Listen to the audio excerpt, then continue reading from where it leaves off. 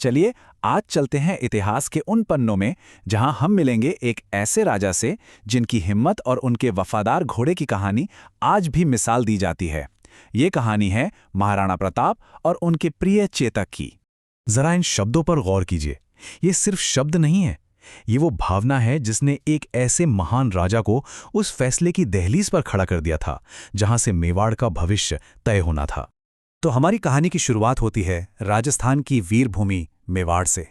यहाँ राज करते थे महाराणा प्रताप, एक ऐसा नाम जो सिर्फ वीरता के लिए नहीं बल्कि अपने अटूट स्वाभिमान के लिए जाना जाता था। मगर जैसा कि होता है, शांति पर अक्सर किसी की नजर लग जाती है। मेवाड़ के आसमान पर भी एक बहुत बड़ा खतरा मंडरा रहा था, एक ऐसा खतरा जो उस वक्त के सबसे ताकतवर इंसान की तरफ से आ रहा था। और वो खतरा थे मुगल सम्राट अकबर, जिनकी ख्वाहिश थी पूरे हिंदुस्तान पर हुकूमत करने की। उन्होंने महाराणा प्रताप के पास एक पैगाम भेजा और उस पैगाम में एक सीधी और साफ मांग थी। तो देखिए, चुनाव बहुत साफ था। एक तरफ अकबर की मांग थी, मेरे सामने झुको, गुलामी कबूल करो, और दूसरी तरफ था प्रताप का जवाब, युद्ध के लिए तैयार रहो। ये सिर्फ एक फैसला नहीं था, ये उनके स्वाभिमान और मेवाड़ के भविष्य की लड़ाई थी। अब इतनी बड़ी सल्तनत से टक्कर लेना कोई मजाक तो था नहीं। इस नामुमकिन सी चुनौती के सामने महाराणा प्रताप के पास क्या था? बस अपनी एक छोटी सी पर बहादुर सेना और उनका सबसे भरोसेमंद साथी, उनका घोड़ा चेतक। और फिर वो दिन आ ही गया। जगह थी हल्दी घाटी का मैदान। यहां इतिहास की सबसे बड़ी लड़ाइयों में से एक लड़ी जानी थी। जरा इस फर्क को देखें।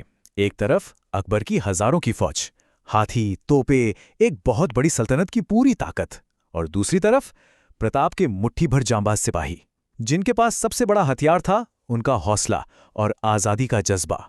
और जैसे ही जंग का बिगुल बजा, यकीन मानिए, तलवारों की टनटनाहट और वीरों की ललकार से हल्दी घाटी की धरती कांप उठी थी।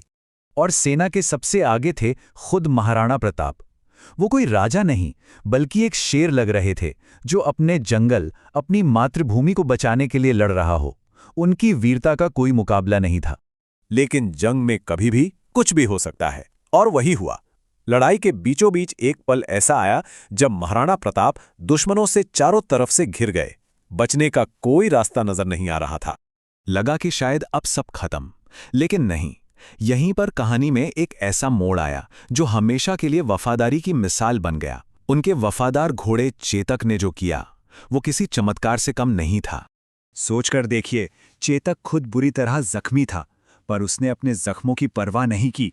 वो अपने घायल स्वामी को सुरक्षित बाहर ले गया, और फिर उसने एक चौड़ी नदी के ऊपर से एक ऐसी छलांग लगाई जिसे आज भी याद किया जाता है।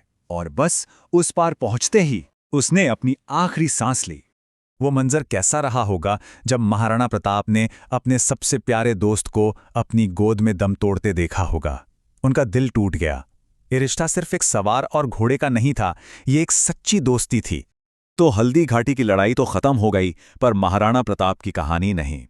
उन्होंने अपना राजपाट खो दिया था, पर उनकी हिम्मत वो पहले से भी ज्यादा मजबूत हो गई थी।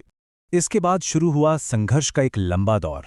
सोचिए, एक राजा जंगलों में रह रहा है, घास की रोटियां खा रहा है, पर उसने अपना सिर नहीं झुकाया। और इसी जिद, इसी स्वाभिमान के दम पर उन्होंने धीरे धीरे अपना खोया हुआ राज्य वापस पाना शुरू कर दिया। तो आखिर ये पूरी कहानी, ये संघर्ष, ये बलिदान हमें सिखाता क्या है? इससे हम क्या सबक ले सकते हैं? देखिए, 3 बहुत सीधी और गहरी बातें हैं।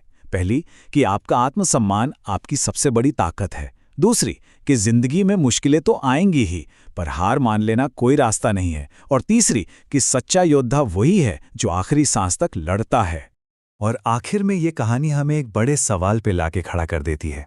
सच्ची बहादुरी आखिर है क्या? क्या सिर्फ जंग जीत लेना ही बहादुरी है, या फिर हर हाल में अपने स्वाभिमान, अपने उसूलों पर टिके रहना? असल बहादुरी वो है